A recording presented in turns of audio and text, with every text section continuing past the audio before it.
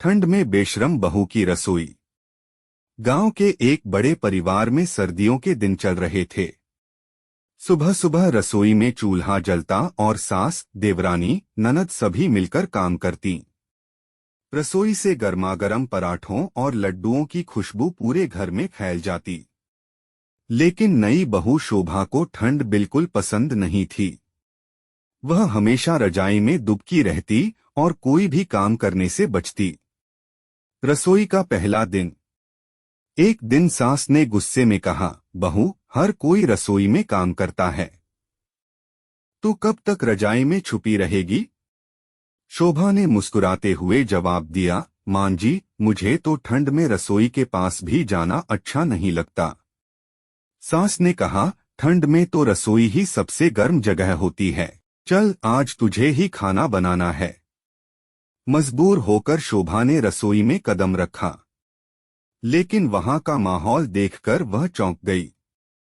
चूल्हे की गर्माहट, पकते पराठों की खुशबू और गुड़ का हलवा बनता देख उसे कुछ अच्छा लगने लगा। बहू की अनोखी तरकीब। शोभा ने सोचा, अगर ठंड में मुझे काम करना ही है तो क्यों न इसे मजेदार बनाया जाए। उसने रसोई में सबके लिए खास पकवान बनाने की ठानी। उसने सास से तिल के लड्डू बनाने की विधि पूछी और गुड़ के साथ अदरक का स्वाद डालकर लड्डू बनाए। जब लड्डू तैयार हुए तो पूरे घर ने उनकी तारीफ की।